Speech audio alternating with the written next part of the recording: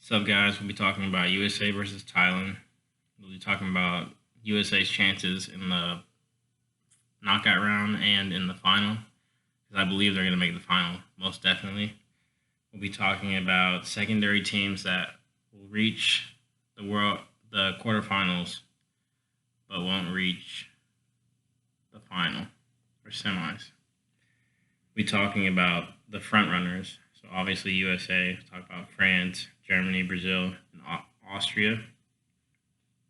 Talk about England and Canada as well, Netherlands. So those are the teams I think will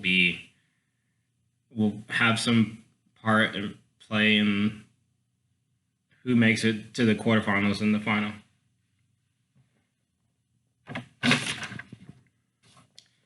Then we'll talk about the third place game and thoughts.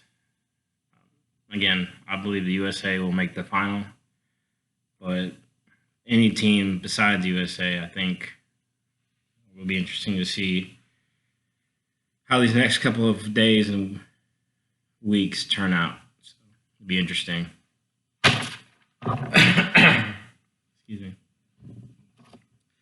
First, we'll talk about USA 13-0 versus Thailand. So, I've been reading a bunch about comments that USA overdid the celebrations and everything. And I think that USA, they did well to beat them, but I think they should have stopped at 5-0. I like to see more possession in the US side. I like USA to play the ball around. I love possession. I love watching it. That's why I love Japan. But Japan, obviously, I don't think we'll get very far in the World Cup. But I see teams like Spain and Netherlands do it, and it makes me root for them even more. So I love to see that in the USA. France, they've been having a great tournament. Yes, they won a couple of 1-0s, but overall, I think they're a strong favorite to win the World Cup. Brazil barely squeaked by. They lost to Australia 3-2. Good game. But I think Brazil has a great chance to be up there with them. Germany, okay, they won the easiest roads, but they beat Spain 1-0. Spain's a good team. The difference between the great teams and the good teams is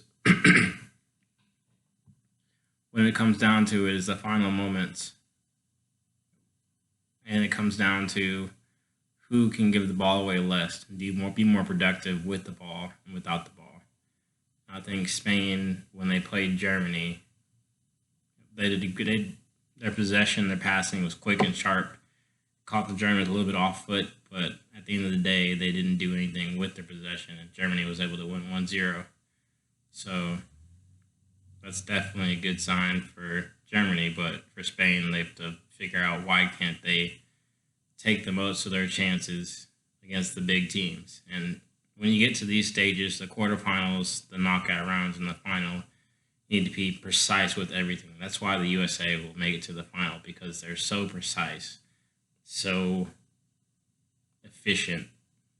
Everybody can play. Everybody knows their position, and everybody's just their mental brain. They flip the switch in their brain that says, okay, we're not going to lose. We're going to do everything we can with every single possession to attack and disrupt the other team.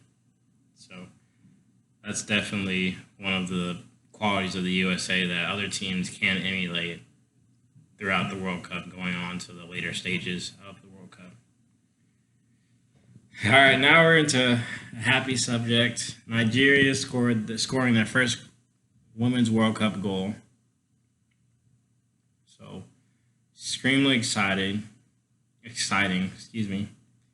and I was watching it live, and it was just a great experience to see them at the end just score a goal that was so important to where they are in their World Cup and how great pretty much their improvement throughout their federation. They showed that they're going to be in a couple of years not as great as the men's team, but they're going to be a force. So it's just great to see. Now, there's a little side note here. There's a difference between the men's and the women's because the men's probably play more international friendlies than the women's do. I have to double check that, but it just seems like it just seems as if it's the only way that the women's international teams play each other is through big tournaments like She Believes and Women's World Cup. So they don't actually get to see how far they've come to see their quality against bigger and better opposition, such as teams like Nigeria and Cameroon. Cameroon, they've won their first game ever at the World Cup or any international game friendly against bigger opposition, winning by 2 goals. They shocked and rocked New Zealand. It was crazy, insane.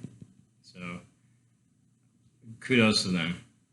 Neither of them will be in the knockout rounds, but we'll remember them and forever in this 2019 Women's World Cup history as teams that you wouldn't expect them to get out of the group. You wouldn't even expect them to get out of the match. You wouldn't expect them to score or win a game. So it's great to see that it's come so far from 2011 or 2015 World Cup. It's great to see that. So, here you go. My 4 final predictions will be USA versus France, USA versus England, USA versus Netherlands, and USA versus Germany. So any of 4 of that combination, I think, will be the final. It'll be amazing. Each team will be great. It'll be a great matchup, great quality players, great quality finals. So I see the USA being top of England, Netherlands, or Germany. France can go either way. So there you go, guys. It's my overall thoughts of the Women's World Cup up until now. There's more games next week, and so I'm excited to see how the Women's World Cup turns out for the rest of June and July. Thank you guys for watching, and peace.